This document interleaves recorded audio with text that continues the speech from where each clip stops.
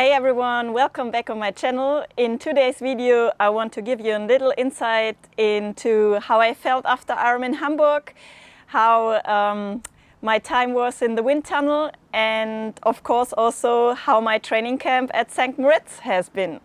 So winning the Ironman European Champs in such a fast time was of course like an unbelievable success and also big motivation for me for the second half of the season.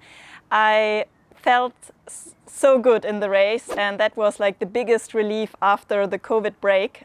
I knew that Laura had maybe the best shape of her life before we went into the COVID disaster towards St. George, and so there was a big uncertainty of how to go into Hamburg. We had a spirometric analysis just, I would say, 12 days before Hamburg, and this was like not the data we were hoping for. And so we did a defensive bike pacing for her, and we were like a lot of uncertainty about the shape.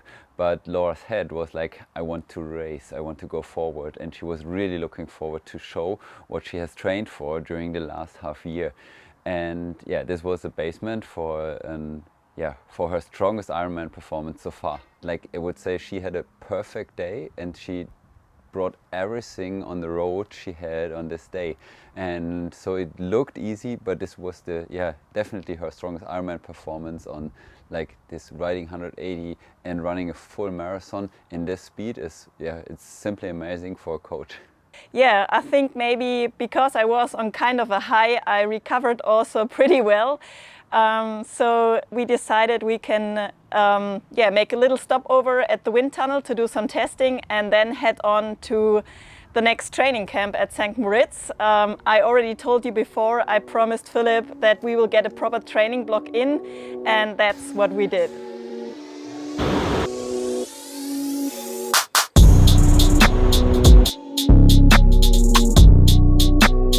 So I headed into the wind tunnel in Immenstadt, close to Lake Constance, with my partner Swisside, also Canyon and Castelli.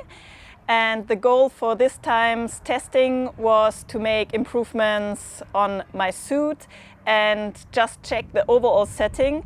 We already knew that my whole setup is quite fast already, and but there's still like small gains you can look for, and just things I and Philip had in our head that we could maybe even gain some more watts. And yeah, it's great to have a team around me that is also striving for perfection on further gains, even if they're really small. Yeah, so it was interesting to test some new suits of Castelli, and yeah, also have a deeper look into my cockpit with Canyon and Wolfie. And yeah, JP is the mastermind behind everything, checking if it's faster or slower. And to be honest, it was quite interesting this time, because some things where we thought they must be faster turned out not to be.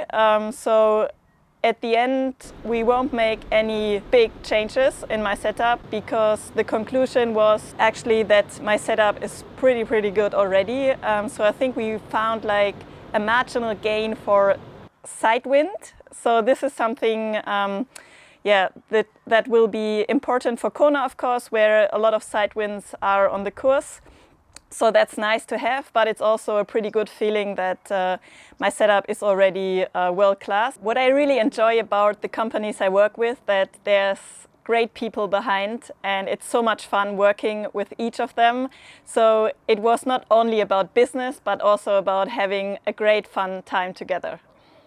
Yeah, we already knew that Laura's aero position is very good, but we always have some detailed questions.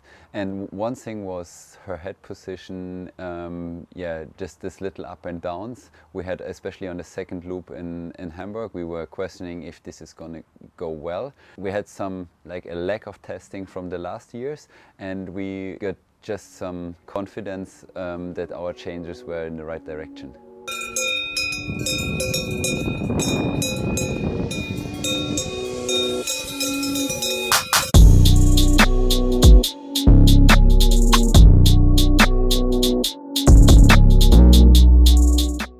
So we went up to St. Moritz only 6 days after Ironman Hamburg. That might seem to be a bit crazy, but of course I enjoyed to have some easy days in the beginning just to get used to the altitude and of course move a little bit. I always feel like active movement is like the best way for me to recover from a hard race or effort.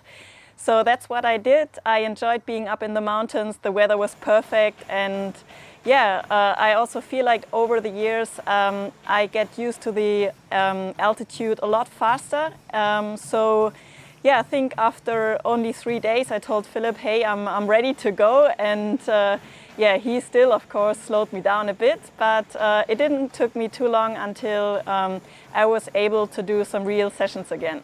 The main focus on my training was of course recovery in the beginning, and then we started to introduce some shorter speedy stuff into especially my running and also swimming, because I guess that's what you lose if you train too many longer Ironman specific stuff. And of course also before Ironman Hamburg, because I was still restricted from COVID, I didn't do too much intensity. So the main goal for this camp was to introduce intensity back into my training, because I want to develop my shape towards Hawaii, and I guess you need to be very fast for this race. So it was great to just get back into some more speedy stuff again. So overall the camp was a great mix of training with the group. There were more Cyp Squad athletes up there, so it was great fun to share some sessions.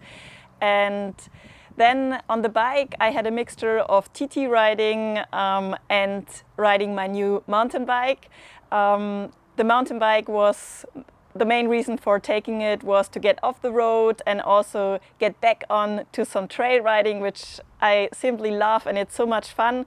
So that was a great thing, just mostly for like soul riding and just having fun and getting back into some little bit more technical riding. And then I did a lot of swimming, because swimming will be so important for Kona, especially non-wetsuit swimming. So I think it's fair enough to say I had some kind of a swim block up there in the beautiful Oberwerber. So that was cool. I think I was able to make some more improvements. And then, of course, I also did some running, because running up in St. Moritz is simply beautiful. Some sessions were quite cruel, like running up Julia Pass. It looks beautiful because mostly you run into this sunset atmosphere, but it's always at the end of the day because there's less traffic on the street. But my legs, they were every time so heavy. So it was definitely some work, but always got some kind of a nice food reward afterwards, so that was cool. And that was basically swim, bike, run. And we of course also did some gym training. We call it triathlon ballet. And it was fun to do it in the group. It's so much easier. We can give each other some tips and correct each other and take us all to another level.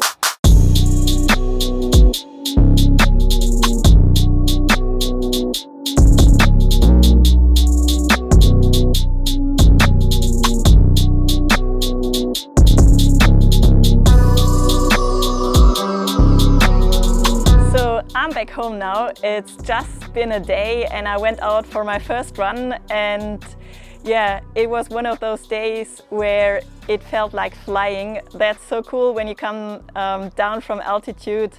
I experienced that several times, that I always feel so good, like you have so much air available. And it was a great day. It's a great start into the day this morning. So I'm really happy because it feels like I made some great improvements. And of course, I also want to race again. And I decided that the PTO Championships in Canada will be my next race. The race will be a 2K swim, 80K bike and a 18K run, so a bit of a shorter format, and there will be some super fast women on the start line.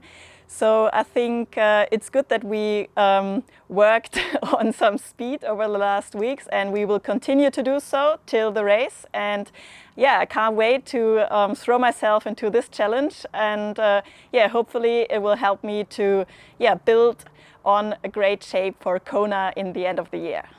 The PTO Champs in Edmonton are a nice race because, like, I think Laura is not the favorite.